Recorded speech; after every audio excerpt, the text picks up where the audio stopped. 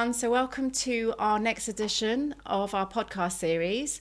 My name's Suzanne and I'm one of the brand ambassadors for Nets International, located in Dubai, Saudi Arabia, Pakistan, UK, Germany, and most recently the USA.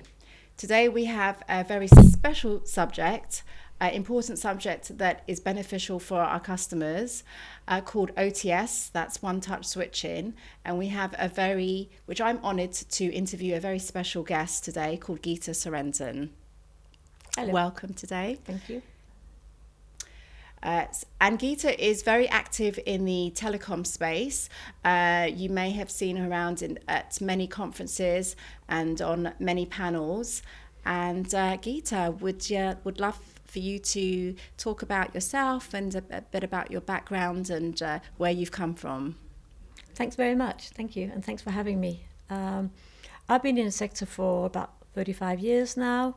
I worked in UK mostly in terms of employment, but actually as a consultant pretty much across the world.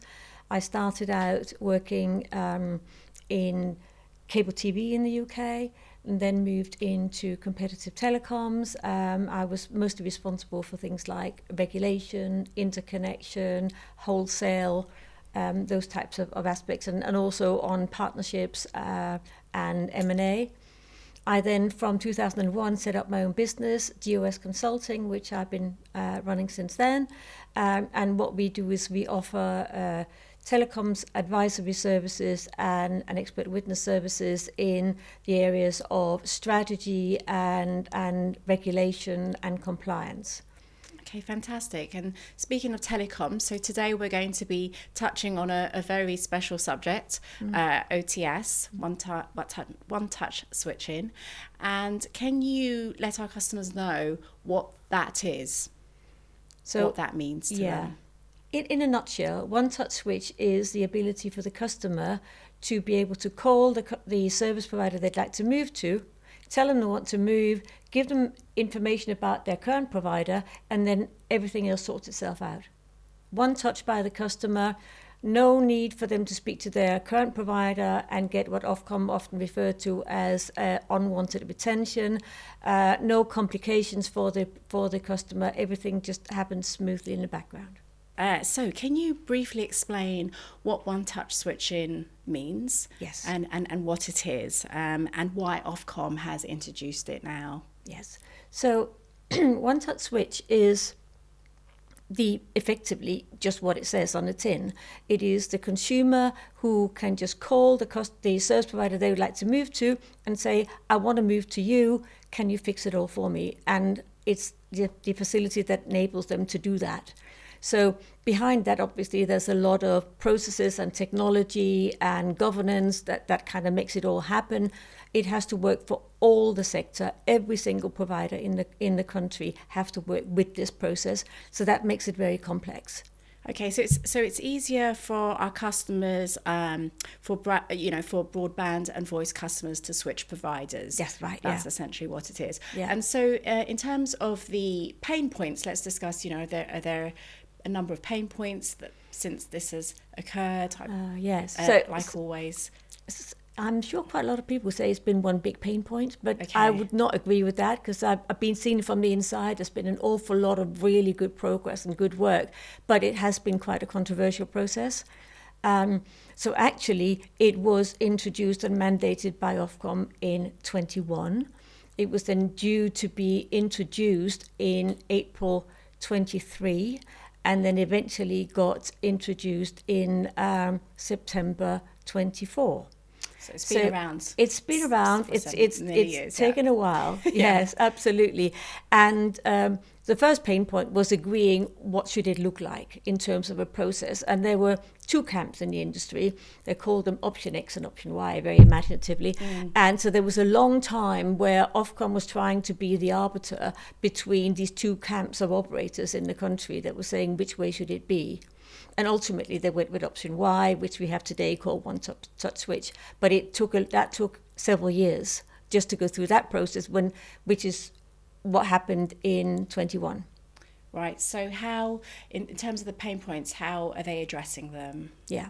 So obviously we found a solution, and that was done in 21. Then there was a huge collaboration across the industry to then develop a detailed process that would actually implement this solution. And there was a steering group that was established. One body that's really important in this whole process is the OTA, the Office of Telecommunications Adjudicator. They are kind of like the practical arm of Ofcom and government. That they are separate from Ofcom, but what they do is they kind of help mediate and help work with the sector to kind of get people together and find solutions. Right. So they have been absolutely central in making this happen. They set up a steering group shortly after the Ofcom decision, and they basically made people sit down and create working groups to document the process and agree the process. They then subsequently got the steering group to work on the governance of it and engage legal and other advice to get in terms of how should it be funded, who controls it. Everybody was wanting to make sure that it couldn't be controlled by somebody on the other side, as it were. So there's a lot of sensitivity around that. That was all achieved, and the and TOTSCO, which is the governing body, was created in June 22, and so that actually happened very quickly. You're a founding member. Yes, I was on the steering group, Mm-hmm. and I was one of the founding directors of TOTSCO. Okay. So yes, and then since then, there has been a process of getting deeper into the process and the technical solution, because we just had like a relatively high level one, selecting a vendor, getting funding, identifying who pays for what when. It was funny when we started TOTSCO, literally there was nobody actually in the business other than the board. And we had to like create the business, set up a bank account and do all those things. And all the directors had to do it because there was nobody other than the board engaged, because we didn't have any money, so we couldn't recruit anybody. And it was set up as a non-profit. It's a non-profit business, that's right. And then what happened was some of the very large providers stepped in with loans to TOTSCO to enable us to then recruit a CEO who could then recruit some staff who could then make it all happen. So that all, as you can imagine, is why it's taken as long as I just outlined to start with, because there was an awful lot of stuff that needed to be created first. And then there's been a number of other kind of controversial issues through the process. But I would say overall, industry has worked remarkably well together through this. The board of TOTSCO is made up of what we call constituency directors. Different constituencies are the different kind of groups in the sector. So you have the very large retail providers, the medium-sized retail providers, the small ones. Then you've got the business service providers, and then you've got the new infrastructure providers. So there's a whole kind of range of different constituencies. And I was on the board representing the new infrastructure providers. And then there would be somebody else on the board representing the other constituents. And we were all trying to make sure that all decisions that were made would be workable and equitable for everybody who was in the sector who had to use it. I read somewhere, so there are many comments from our altnets, Hyperoptic, Virgin Media. I didn't see any much commentary from BT or OpenReach. I haven't seen much. No, from them. I think very large organisations like that probably, can't really go out and make big comments on this. BT and Virgin Media and other large operators were very, very good in the process. First of all, they actually made the loans to get the business or the organisation going. And secondly, they lent people to TOTSCO in the interim until we could recruit people to do it, so that they helped the thing get moving.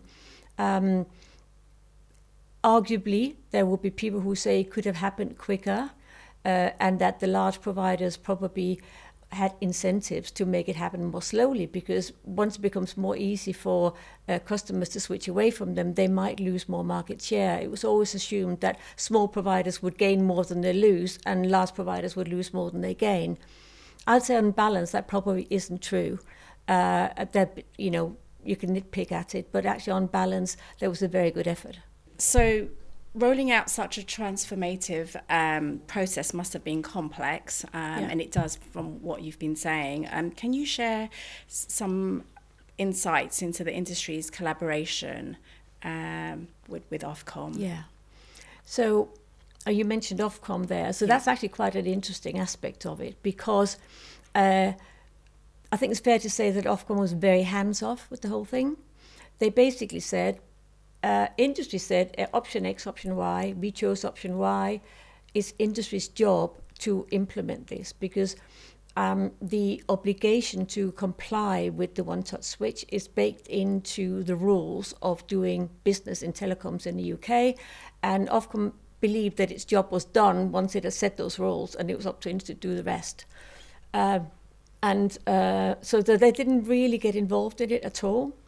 But what was really difficult, I think, for a lot of providers was it had to happen relatively quickly, although it took years. That's still quite quick when actually it's not till quite late on that you know exactly what you need to do inside your business. And lots of businesses have lots of priorities for their systems development. And so they have, they can't, I naively said, why can't you just get the one-touch switch solution ready and then you can implement it whenever, it goes live? Actually, they're saying, well, we're doing lots of other systems development in parallel.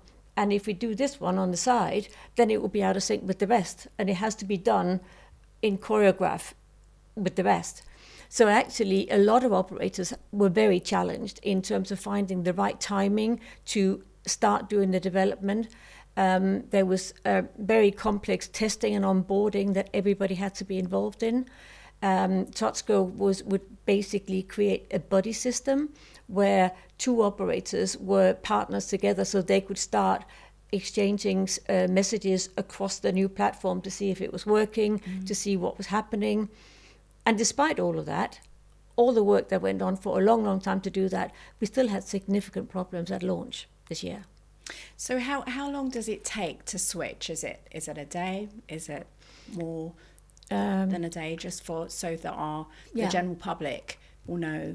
So the process is says that if you come to me and say, I want to take your service, then I can contact TOTSCO.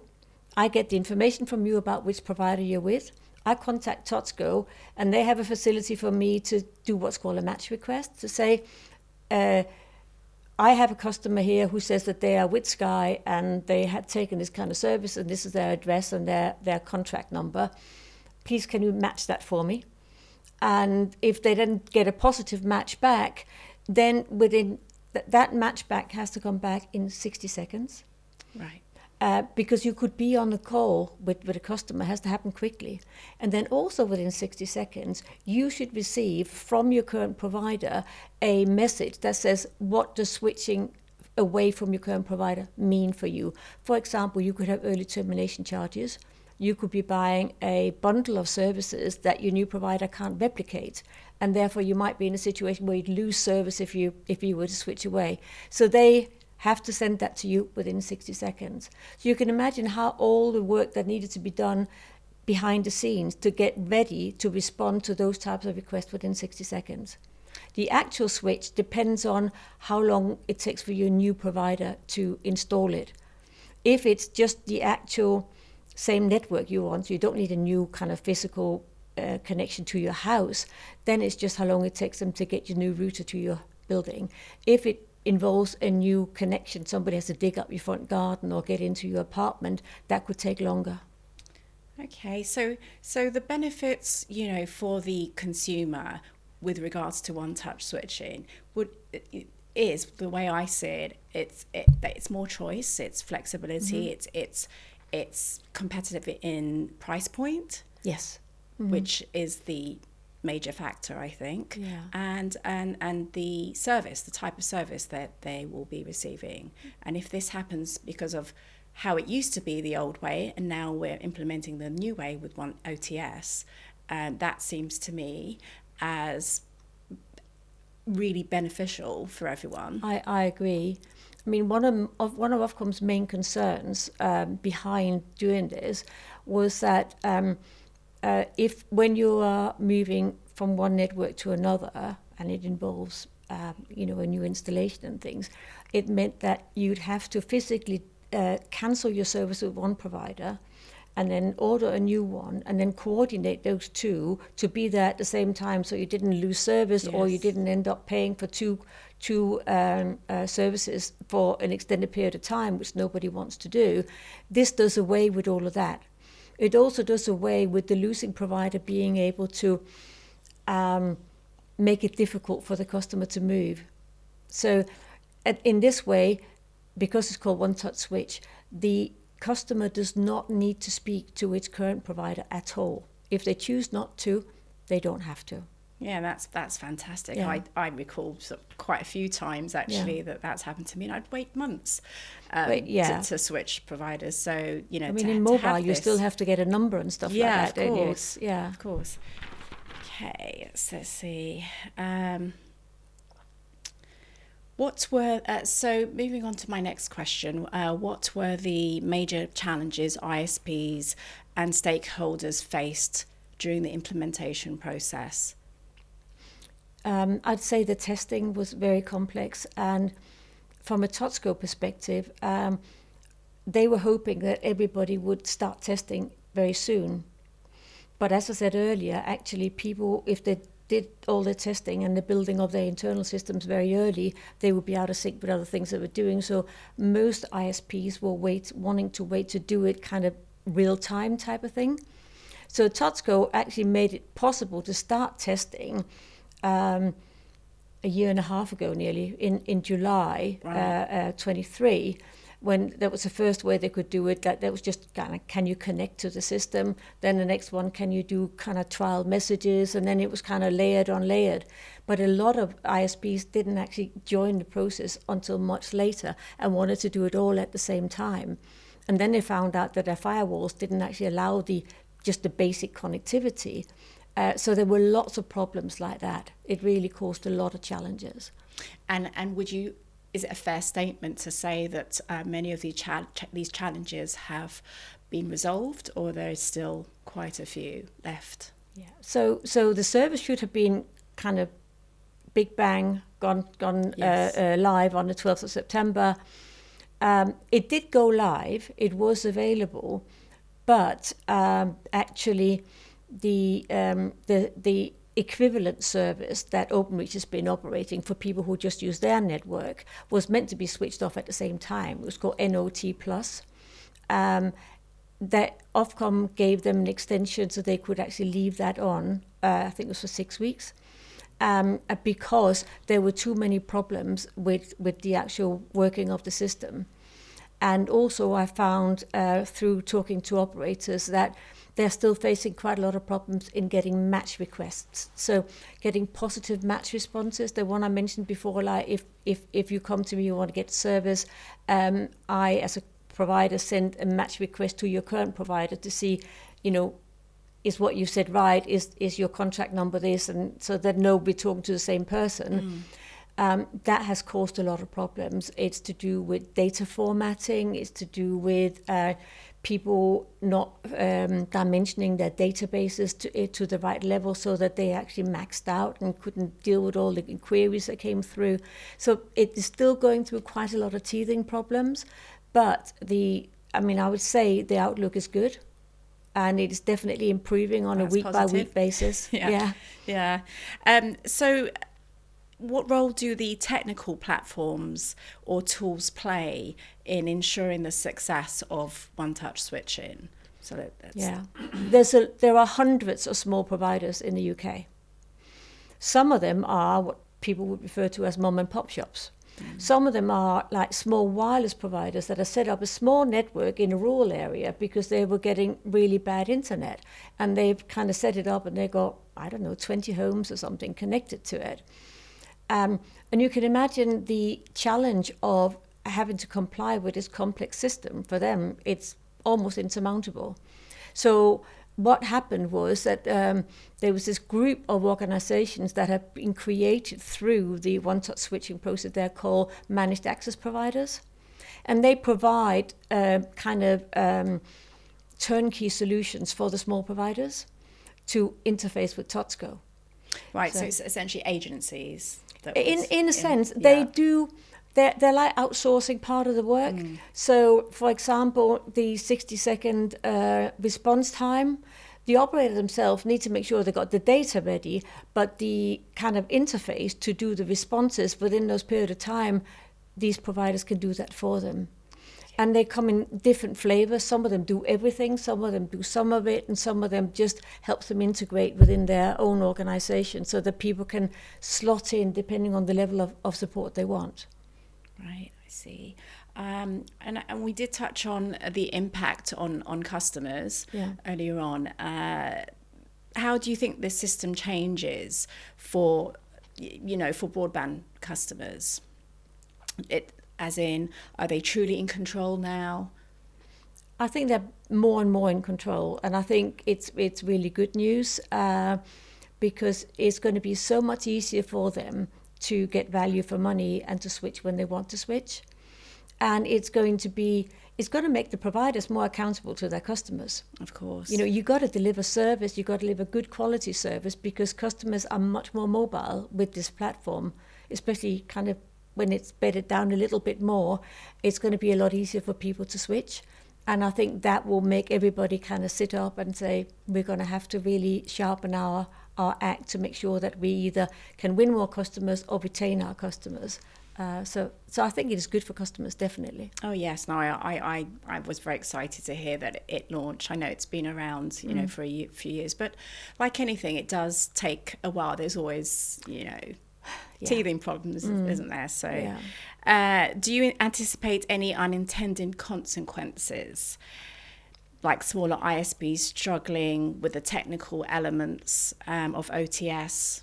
I mean, we've had a number of things happen in the sector recently. We've had this one-touch switch. We've also had the introduction of the Telecom Security Act, which puts a lot of obligations on operators. So I would say the cost of compliance for small providers is going up steeply. And it might be difficult for some of them to continue trading with the constant increase of compliance burden on them. I can see that definitely being an issue. Right. Yeah, I can definitely see that. So you mentioned TSA, and how will that impact the smaller providers? So that's one of the best questions that I don't have an answer to, but I'll try and explain it. So basically, Telecom Security Act is layered. So you have the legislation, and you have a set of regulations, and then you have what the government created was called the Code of Practice. And that's supposed to be very helpful. Unfortunately, what they did was they only developed the Code of Practice for what they call Tier 1 and Tier 2 providers, and that's anybody who has more than 50 million relevant turnover. And there's a lot of small providers that don't have that. And those that don't have that don't have any guidance. So in principle, everybody are obliged to comply 100% with the actual act, the rules in the legislation. But because there is guidance in the regulation and the Code of Practice that actually is giving extended timetables for the large providers to achieve compliance, but there's no guidance for the small providers. They don't know when they have to. I think it's safe to assume that they don't have to comply earlier than the very large providers, but after that you don't know. And quite often those small operators are suppliers to the large operators. And the large operators have a supply chain obligation. So they have to cascade down the obligations that apply to them onto anybody who is a supplier to them. So it's a very, very complex environment.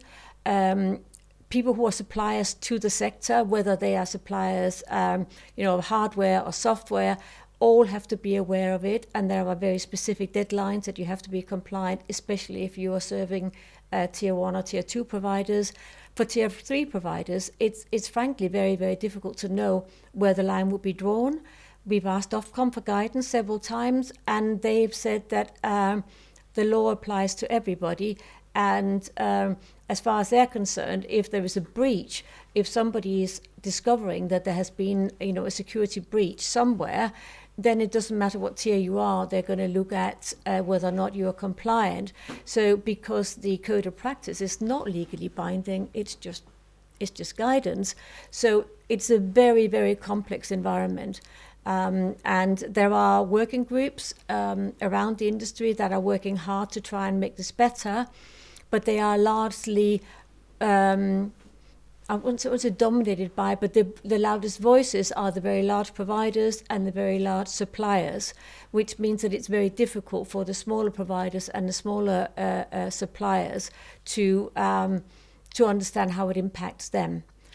And are there ways that we can help the smaller providers? What measures can we take?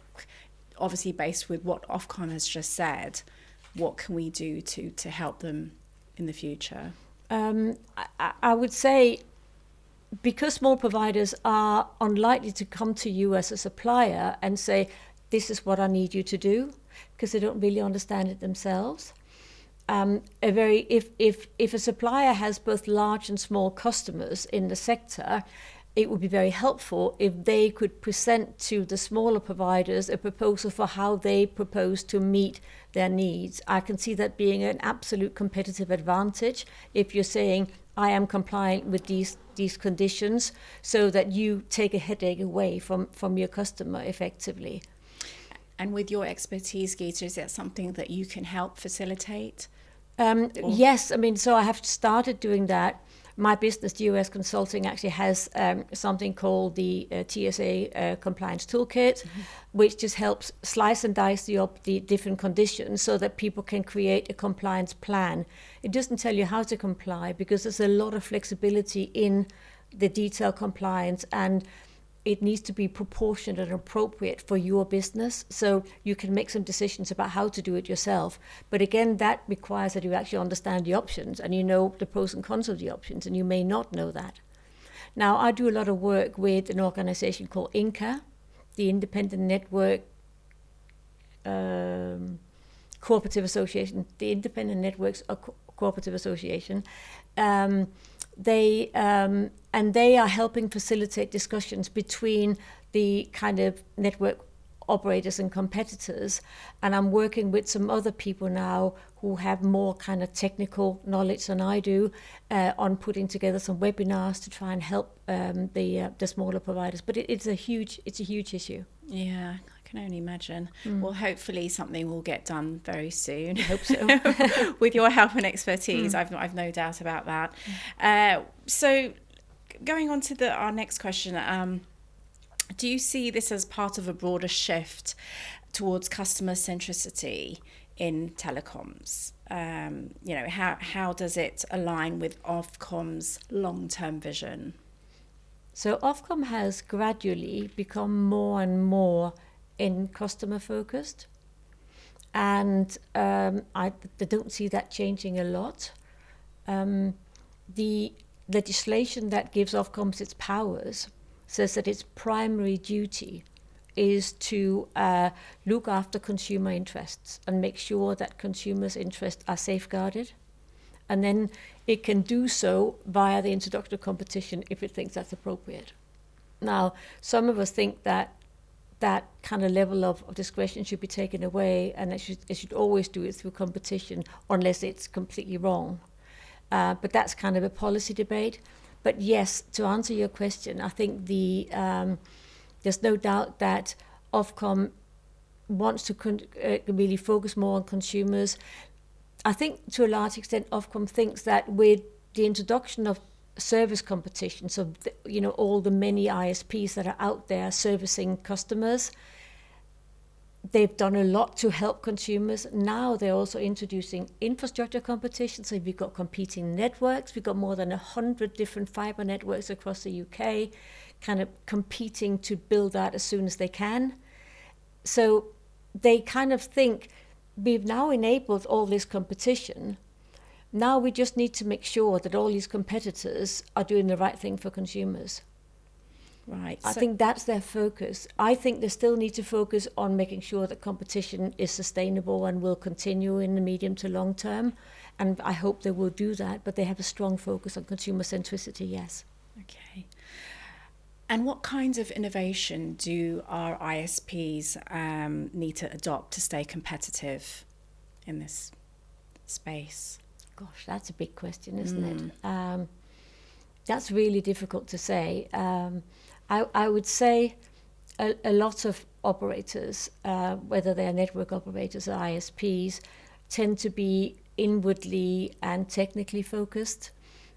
This is becoming more and more a consumer game as opposed to a technology game. So even your marketing, marketing to consumers, whether they're getting 100 megabit or 200 megabit, I mean, who knows whether you need more than 100 or what you need and what for. Most consumers don't. So some providers are really shifting gear and they're getting into talking about, we are selling you a service for gamers. We are selling you a service for people who are watching TV, 5 TVs at the same time in the same household. So I think it's that kind of shift that the sector needs to do to really sell something that is relevant to the consumer as opposed to something that's relevant to them as technology providers.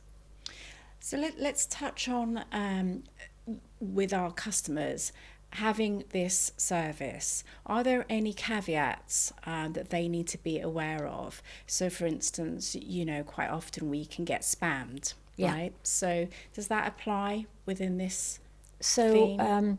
The equivalent of spamming is called slamming in the technical telecom sector, and that's where effectively a provider moves a customer without the customer's consent or knowledge, and there is concerns in the sector that potentially one-touch switch could be open to slamming. There are a lot of safeguards in there, so we're hoping it won't happen. If it does happen, we have to be agile and we have to find solutions for it. One thing we thought initially was not allowed was, I spoke to you before about, the losing provider making it difficult for the customer to move, and Ofcom referred that to like unwanted retention activity. So we initially thought that one-touch switch would not allow the losing provider to contact the customer.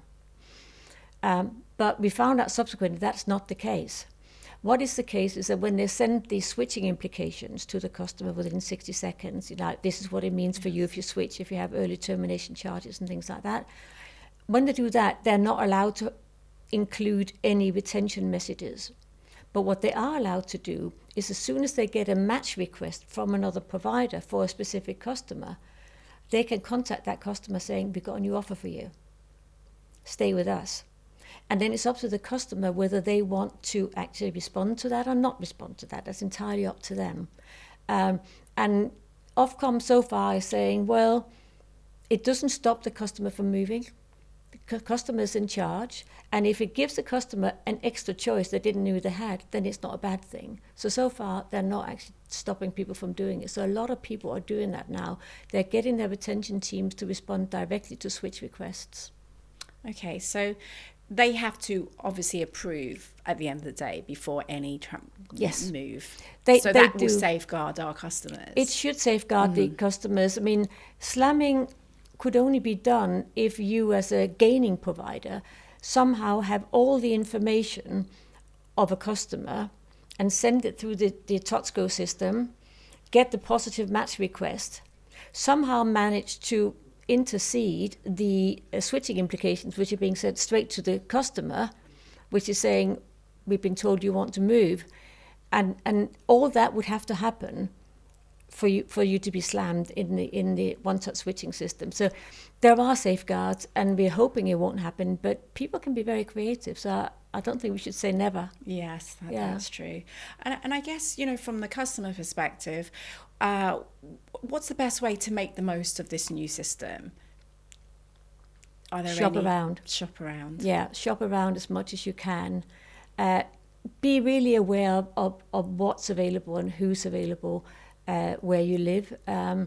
There's obviously the existing service providers that are competing with each other, but there's all these new networks as well coming now, and they're rolling out gradually, and they are offering really good options as well as the existing service providers are. So I think I don't think the market's ever been better for broadband and telecoms customers in the UK. So shop around, yeah. Yeah. Well, I'm excited for this service to be fully implemented Yes. with zero problems, but there's always going to be Little bits. and yes, of course. So following on, do you foresee any further enhancements or regulatory changes around OTS? There's a lot of discussion on two new things two things that are not covered by OTS. One is the existing number portability system is now sitting in parallel to OTS, and most people who shift their broadband and voice provider will want to port their number as well. That's not integrated. There's been calls for it to have it integrated. It would be very complicated to do so. I don't know whether it will happen. The other thing is that OTS is for residential customers. It is not for business customers. The obligation that Ofcom imposed is just for residential customers. There's an overarching obligation that's called gaining provider-led switching. That applies to business and residential. And then there's one-touch switch, which is much more strict with the 60-second responses and stuff, and that's only applicable to residential. So what we have now is one-touch switch is bedding in, looking like it's going to be working really well once it's just getting over the kind of initial issues. But the gaining provider-led switching for business is still waiting in the wings. Now that's also been mandatory since April 22, and still hasn't been done. So one thing that's happening now is that TOTSCO is looking at whether it can add on a business switching, gaining provider-led business switching facility. But at the same time, there are a number of competing providers out there who are also looking at doing that. And the difference between them two being that for the residential one, Ofcom mandated a single process that everybody must follow. So there could only ever be one TOTSCO. For gaining provider-led for businesses, that's not the case. So you could have multiple providers of business switching, and if that happens, then you need them to communicate with each other, maybe on a peer-to-peer basis. You need some kind of governance that sits around that whole thing, and that's just about to kick off. Right, okay. So, because that is quite important, isn't it? The fact that we don't have it for businesses. What are the measures that are going to be put in place to have them adopted within this one-touch switch? Yeah, I mean, people will argue whether it's important that we don't have it for businesses. I think for small to medium-sized businesses, potentially it is important. Larger businesses, the ones who have like leased lines and local area networks and all that kind of stuff, they don't want to be able to call somebody up and saying, I want to move from this provider to that provider, do it all for me. They've got their own comms department. They probably will want to parallel run the services, the new one with the old one, so that they don't have downtime. I mean, they're much more risk averse, and switching for them is a big deal, where switching for a residential kind of broadband consumer can be much easier. So it's not clear to me the significant benefits that will come to the business market, certainly not the large corporate business market, from gaining provider-led switching. I think from smaller businesses, many of whom actually buy consumer broadband, so they're covered anyway. So it's a little bit of a grey area. Yeah, of course.